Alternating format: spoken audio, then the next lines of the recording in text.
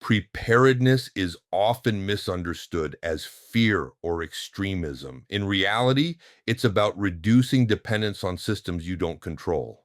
The prepared mindset isn't about expecting disaster, it's about maintaining continuity when things are inconvenient.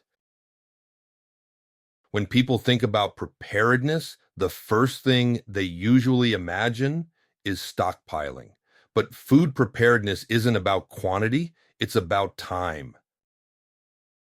When you have food and water set aside, you're not racing the clock.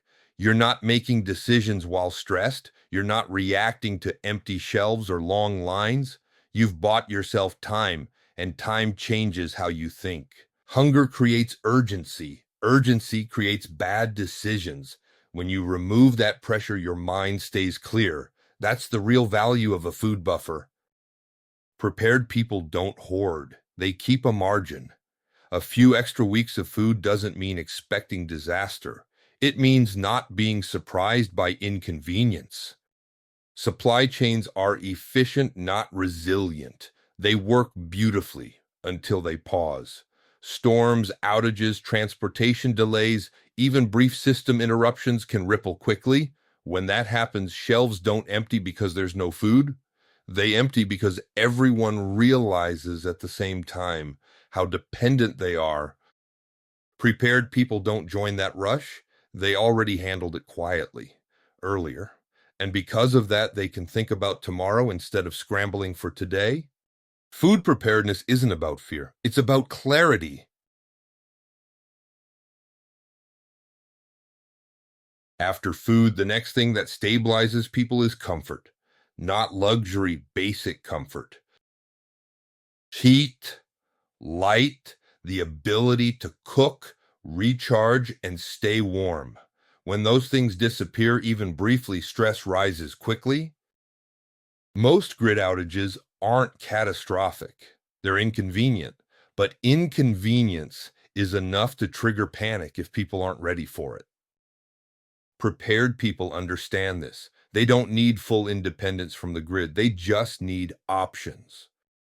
A backup heat source, a small supply of fuel, a way to produce light or electricity when systems pause. These things don't make you extreme. They make you calm. Cold, darkness, and uncertainty compound stress. Comfort does the opposite. When you're warm, you sleep better. When you have light, you think clearly. When you can cook or charge a device, your world stays familiar. That familiarity matters. It prevents small disruptions from becoming emotional events. Preparedness at this level isn't about survival. It's about maintaining normalcy when systems briefly stop being normal. After food and basic comfort, the next layer of preparedness is financial, not investment strategy, access. Modern money works beautifully when systems are online. Cards, apps, and transfers are efficient, but they all depend on infrastructure. When systems pause, even briefly, access disappears. ATMs can go offline. Point-of-sale systems stop working. Banking apps become unreachable. This doesn't mean collapse. It means friction. Prepared people plan for friction. They keep a small amount of cash on hand, not because they distrust banks, but because redundancy matters. Cash works when networks don't. It buys time, flexibility, and choice during short disruptions. When others are waiting for systems to come back online, prepared people can move normally. They can fuel a vehicle, buy necessities, or help someone else. That flexibility reduces stress, and reduced stress leads to better decisions. Cash isn't about abandoning the system. It's about having options when the system pauses. After cash, the next layer of preparedness is longer-term stability. This is where people often argue, gold versus crypto, old systems versus new ones. Prepared people don't argue that. They plan for redundancy. Gold and silver have held value for thousands of years. They don't depend on electricity. They don't depend on networks. They sit quietly and they work when everything else feels uncertain. That makes them useful, not as speculation, but as a store of value.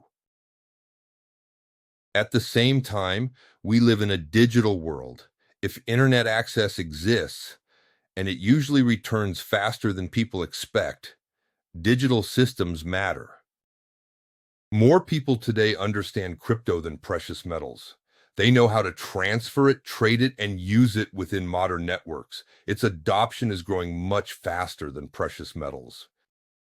That doesn't make crypto a replacement for metals. It makes it another rail.